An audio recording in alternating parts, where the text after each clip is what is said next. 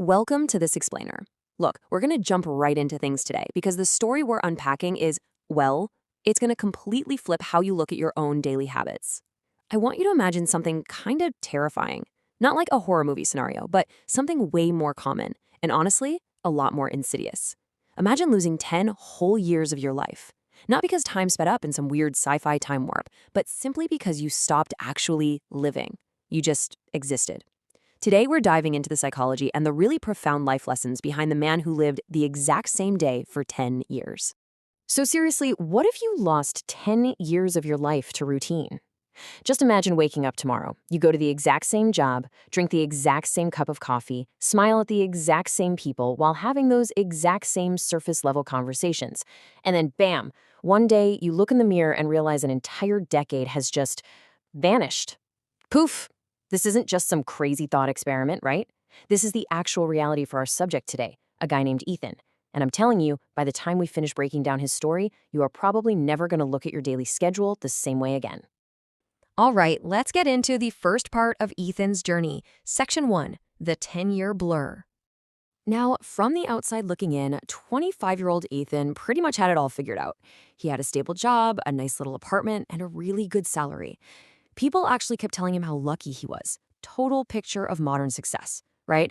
But underneath all that stability, his life was actually stuck in this permanent, endless loop. The 6:30 a.m. alarm rings. He gets on the same train. He walks into the exact same office. He has the exact same conversations. Over and over and over. It's just this grinding, monotonous rhythm. The alarm, the train, the office, the talk. The alarm, the train, the office, the talk. Weeks seamlessly became months. And then those months just quietly bled into years. And without him even realizing it, the big dreams he used to have just quietly disappeared one by one, totally swallowed up by this 4-step loop. Which brings us right to section 2, the comfortable prison. You know, the craziest part of Ethan's story, and honestly the reason it hit so close to home for a lot of us, is that he wasn't miserable. He wasn't unhappy. He was simply comfortable. And comfort? Well, it usually disguises itself as this perfectly safe, stable life. But secretly, it is literally the most dangerous prison of all. It's a total trap. Think about it. When you're deeply unhappy, you're forced to make a change, right? The pain pushes you to do something. But when you're just comfortable, that illusion of safety totally paralyzes you from taking any action whatsoever. The bars of Ethan's prison weren't made of iron or anything. They were made of a good salary, a predictable routine, and a cozy little apartment. So that leads us to the real turning point of this explainer, section 3, the stranger's question. So picture a rainy evening. You know the kind. Everyone's just rushing to get home, heads down, actively avoiding eye contact. Ethan was just sitting at the train station, waiting for that exact same train he always took, when this old man sat down right beside him. Without even looking away from the rain, the stranger asks him this one single question. If today repeated forever, would you still be happy? Ethan's first reaction? He laughed. He just brushed it off as some weird comment from a quirky old guy. But the stranger didn't laugh. He just stood up, finally turned to look Ethan dead in the eyes, and dropped a truth bomb that would completely shatter Ethan's perfectly comfortable little world. The old man looked right at him and said, "Most people don't die at 80. They die at 30 and spend the next 50 years pretending they're alive." I mean, wow. Let that really sink in for a second. They die at 30 and spend 50 years just pretending. After dropping that massive, heavy philosophical weight, the old man just turned and vanished into the crowded station. But that one sentence, that single random interaction on a rainy Tuesday, it changed Ethan forever. It pierced right through that comfortable prison of his. That night, absolutely everything shifted. Moving into section 4, the mirror of regret. So Ethan goes home to his nice, stable apartment, but he just cannot sleep.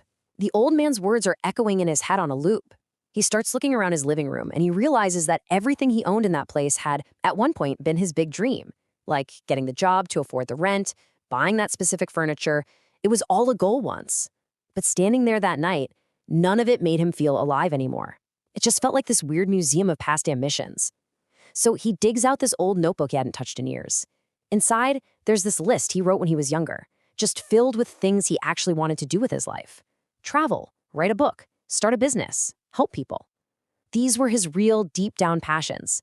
But staring at that page, the harsh reality just completely washed over him. Every single dream was completely unfinished. He hadn't even started a single one of them. In that moment, Ethan had this incredibly painful yet profound realization. Life hadn't stolen his dreams. He hadn't been, the victim of some terrible tragedy or just bad luck. Nobody had forcefully taken his time away from him.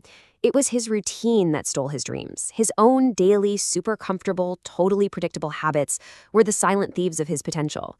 It wasn't that he lacked time, it was how he was just blindly spending it, totally on autopilot.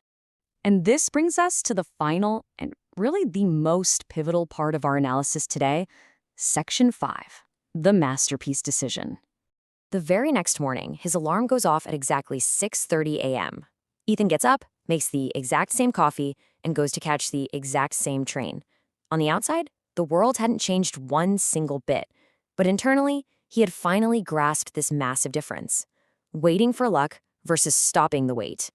For 10 whole years, he'd been passively waiting for someday, right? Waiting for the perfect time, waiting for a promotion, just waiting for life to magically hand him some grand adventure. But that morning, it clicked. Your future doesn't change the day you get lucky. It changes the absolute second you stop waiting. So as we wrap up this explainer, I really want to turn the lens away from Ethan and point it directly at you. If someone were to secretly set up a camera and record your life for the next 10 years, what would that footage actually show? Would every single day look exactly the same? Or would it become a story that's actually worth remembering? Because the reality is, one day, your entire life is just going to become a memory. So the only question you really have to answer today is this: will your life be a masterpiece or just another routine?